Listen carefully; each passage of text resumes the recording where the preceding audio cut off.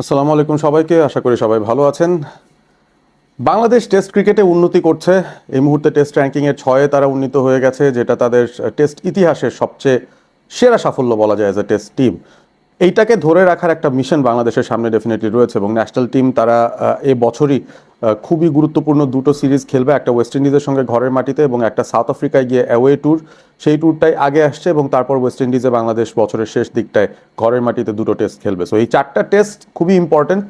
আগামী বছরের শুরুর দিকে ইংল্যান্ডও বাংলাদেশে আসছে, সেখানেও দুটো টেস্ট রয়েছে এবং সেটাই বাংলাদেশের টেস্ট চ্যাম্পিয়নশিপের শেষ দুটো ম্যাচ। দেখা যাক তারপর বাংলাদেশ কোথায় যে শেষ করে, তারা কি টপ সিক্সে থাকতে পারে নাকি আরও উপরে যায় নাকি আরও নিচের দিকে চলে যায়। বাট এই মুহূর্তে বাংলাদেশের সবচেয়ে শক্তির জায়গা যেটা, সেটা হচ্ছে প্রতিপক্ষের 20টা উইকেট তুলে নেওয়া। স্টুয়ার্ট ব্রড বাংলাদেশ অস্ট্রেলিয়ার দ্বিতীয় টেস্ট যখন শেষ হয়েছে, বাংলাদেশ শোচনীয়ভাবে যখন ইনিংস ব্যবধানে হারলো, তারপরও কিন্তু তিনি একটা প্রোগ্রামে বলেছেন যে বাংলাদেশ যদি ওই ম্যাচটা টস জিততো, কারণ টসটা একটা ইম্পর্টেন্ট ফ্যাক্টর বলে তিনি মনে করেছেন, সেই ম্যাচটা ম্যাকায়ের ম্যাচটা বাংলাদেশ যদি টস জিততো, তারা যদি আগে বোলিং করতো, প্রবাবলি অস্ট্রেলিয়াকেও তারা 100 আগে অল আউট করে দিতে পারতো। বোলিং সামর্থ্যের উপর বাংলাদেশের সেইটুকু আস্থা অন্তত বিশ্ব ক্রিকেটের যারা অ্যানালিস্টরা রয়েছেন, যারা বিশেষজ্ঞরা রয়েছেন, যারা ফর্মার ক্রিকেটাররা রয়েছেন, তারা কিন্তু রাখতে পারছেন। এবং এই বিশ্বাসটা কেনই বা রাখবেন না? টেস্ট ক্রিকেটে 16, 17টা, 19টা করে 5 উইকেট হল যাদের রয়েছে, তাইজুল ইসলাম, মেহেদী হাসান মিরাজ, এই দুই স্পিন ডুও তারা প্রমাণ করে দিয়েছেন যে পৃথিবীর যে কোনো প্রান্তেই তাদেরকে নিয়ে গেলে তারা কিন্তু সফল হতে পারেন। এবং তাইজুল, মিরাজ দুজনেরই বেশ ভালো কন্ট্রিবিউশন এই টেস্ট সিরিজে ছিল অস্ট্রেলিয়ার এগেনস্টে, বিশেষ করে মেহেদী হাসান মিরাজের। আর আমরা ঘরের মাটিতে তো অবভিয়াসলি দুই স্পিনারকে খুব ভালো মতনই পারফর্ম করতে দেখি। তবে পেস বোলারদের রেভলিউশনটাই বাংলাদেশের সবচেয়ে বড় সম্পদ। প্রতিপক্ষের 20 উইকেট তারা তুলে নিতে পারছে বেশ সহজে এবং এই কাজটাই আমার কাছে মনে হয় যে খুব গুরুত্বপূর্ণ হয়ে উঠছে এবং এ কারণে বাংলাদেশ খুব শক্তিশালী একটা টেস্ট টিম হিসেবে প্রতিষ্ঠিত হওয়ার পথে আছে, পোটেনশিয়ালটা আছে। তবে একটা বড় দুর্বলতা, সেটা হচ্ছে ব্যাটিং। ন্যাশনাল টিমের প্লেয়ারদের ব্যাটিংটা এখনো পর্যন্ত কিন্তু সেরকম উন্নতির ছাপ আমরা দেখছি না।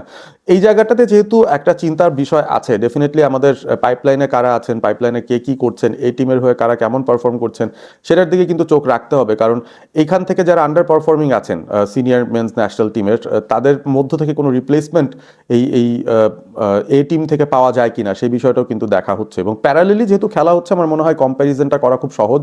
বাংলাদেশ এ দল তারা এই মুহূর্তে সাউথ আফ্রিকাতে গিয়েছে এবং সেখানে তারা সাউথ আফ্রিকার এগেনস্টে 2 ম্যাচের আনঅফিসিয়াল টেস্ট সিরিজ খেলবে, তারপর 3টা ওয়ানডে ম্যাচও আছে। বাট প্রথম আনঅফিসিয়াল টেস্ট যেটা অনুষ্ঠিত হচ্ছে 4 দিনের ম্যাচ, সেখানে কিন্তু 2 দিনের খেলা শেষ হয়ে গেছে। বাংলাদেশের পারফরমেন্স খুব একটা ভালো হয়নি ওভারঅল, বলতেই হবে। সাউথ আফ্রিকাতে লঙ্গার ভার্জনে বাংলাদেশ এইচপি টিম, তারাও খুব একটা ভালো করতে পারেনি এবং এই মুহূর্তে যে এই টিমটা খেলছে তারাও একেবারেই যাচ্ছে তাই পারফরমেন্সটাই দিচ্ছে, সেটা কিন্তু বলা যায়।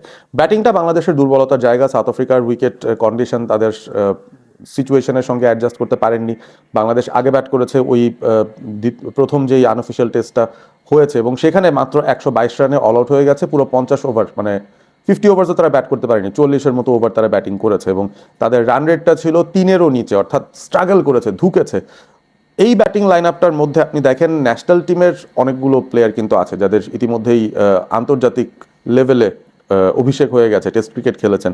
মাহমুদুল হাসান জয় আমাদের regular test opener, Naim Sheikh test cricket খেলেছেন, শাহাদাত হোসেন দীপু টেস্ট ক্রিকেট খেলেছেন, জাকির হাসান টেস্ট ক্রিকেট খেলেছেন, মাহিদুল অঙ্কন টেস্ট খেলেছেন, এরপরে আফিফ আছেন, নাইম হাসান তিনি টেস্ট খেলেছেন, হাসান মুরাদ তিনি টেস্ট খেলেছেন। সুতরাং অনেকগুলো প্লেয়ার আছে যারা ইতিমধ্যে বাংলাদেশের ন্যাশনাল টিমের হয়ে, সিনিয়র টিমের হয়ে অলরেডি ডেবিউ পেয়ে গেছেন।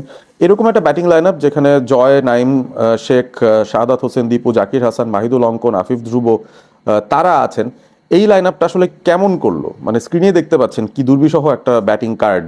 মাত্র 19 রান করে জয় আউট হয়েছেন, নাইম শেখ সফল হতে পারেনি, শাহাদাত দীপু 23 রান করেছেন মাত্র, সেটাই দলীয় সর্বোচ্চ, জাকির 11, মাহিদুল অঙ্কন মাত্র 4, আফিফ হোসেন ধ্রুব 8 রান।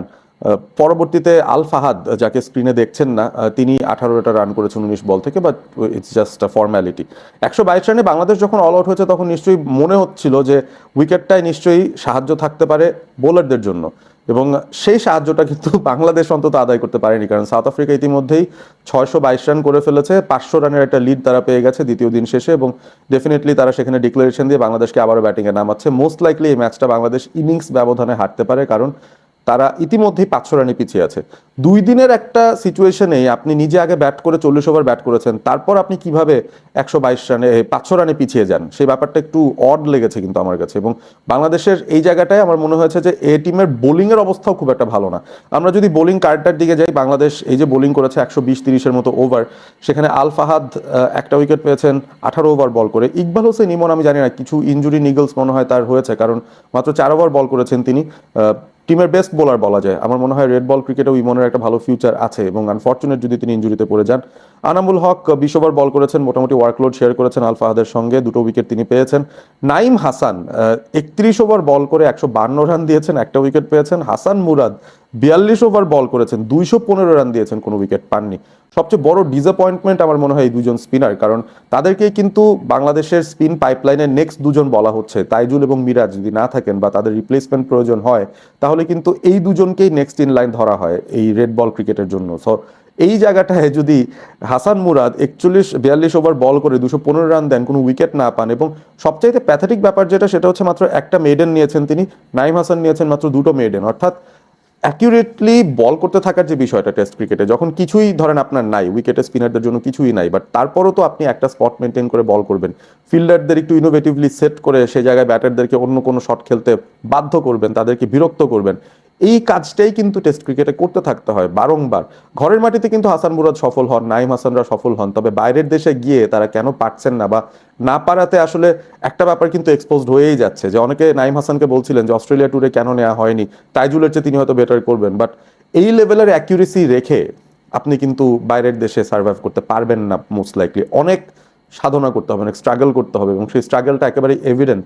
বাংলাদেশের মেইন 2 স্পিনার এই টিমের, যারা সামনের দিনে তাইজুল মিরাজকে রিপ্লেস করবেন, তাদের হচ্ছে এই অবস্থা। সাউথ আফ্রিকার এ টিমের প্লেয়ারদের সাথে তারা পেরে উঠছেন না, এবং এ টিমের এখানে এমন সব প্লেয়াররা আছেন যারা 200 রানও করেছেন, 150 রানও করছেন, অবলীলায় করছেন। তারা কিন্তু ন্যাশনাল টিমের রেডারে নাই, বা ন্যাশনাল টিমে এখনো পর্যন্ত তারা ঢুকতে পারেনি সাউথ আফ্রিকার। এই প্লেয়ারদের কাছেই নাস্তানাবুদ হতে হচ্ছে বাংলাদেশের এই টিমের প্লেয়ারদের, যারা কিনা অলরেডি টেস্ট ক্রিকেট খেলে ফেলেছে। সো ডিসঅ্যাপয়েন্টমেন্টের জায়গাটা এখানে না যে বাংলাদেশের ব্যাটিংটা খারাপ হচ্ছে, তারা 122 রান অল আউট হয়ে যাচ্ছে, এটা স্বাভাবিক। ব্যাটিংটা বাইরের দেশে গিয়ে ফরেন কন্ডিশনে বাংলাদেশের ব্যাটাররা এমনি স্ট্রাগল করেন, বাট বোলাররা কেন এমন করছেন? আনামুল হক, আল ফাহাদ, ইকবাল হোসেন ইমন, তারাই যদি বাংলাদেশের রেড বল ক্রিকেটের ফিউচার বোলার্স হন, তাদের কোয়ালিটি আপনি কেমন দেখছেন পেস অ্যাটাকের জায়গা থেকে? এবং স্পিন ডিপার্টমেন্টটা আরো বেশি কনসার্নিং। নাইম হাসান, হাসান মুরাদ, এই দুজনের পারফরমেন্স খুবই কনসার্নিং লেগেছে আমাদের সবার কাছে। এবং মাত্র 2 দিনের খেলায় প্রায় 5 করে রান তুলেছে সাউথ আফ্রিকা, পুরো দ্বিতীয় দিন ব্যাট করে, প্রথম দিনেরও অনেক অংশ ব্যাট করে। এই ব্যাপারটা কিন্তু খুবই অ্যালার্মিং হয়ে দাঁড়াচ্ছে। বাংলাদেশের এই টিমটায় টেস্ট ক্রিকেট খেলার যে কোয়ালিটি, সেই কোয়ালিটির বেশ কিছু অভাব আমরা লক্ষ্য করছি। এবং লেটস হোপ যে বাংলাদেশ তাদের দ্বিতীয় ইনিংসে অন্তত ঘুরে দাঁড়াতে পারে, কারণ উইকেটের আচরণ যদি এমনই থাকে যে উইকেট ব্যাটিং বান্ধব, সেই ক্ষেত্রে ব্যাটারদের ক্যাশিং ডেফিনেটলি করতে হবে। আর না হলে আর কোনো এক্সপ্লেনেশন পাচ্ছি না যে কেন বাংলাদেশের বোলাররা 622 রান হজম করছেন, আর ওদিকে সাউথ আফ্রিকা বল করতে আসলে বাংলাদেশকে 1-1.5 মধ্যে অল আউট করে দিচ্ছে। সো উইকেটের ধরনের মধ্যেই মনে হচ্ছে যে it's a batting friendly wicket. এখানে আমাদের বোলাররা ব্যর্থ হয়েছেন একদিক থেকে অ্যাকিউরেসি মেনটেন করতে, এবং ব্যাটাররা তো ডেফিনেটলি ব্যর্থ হয়েই যাচ্ছেন। সো দেখার বিষয়ে পরের 2টো দিনে বাংলাদেশ কি করে।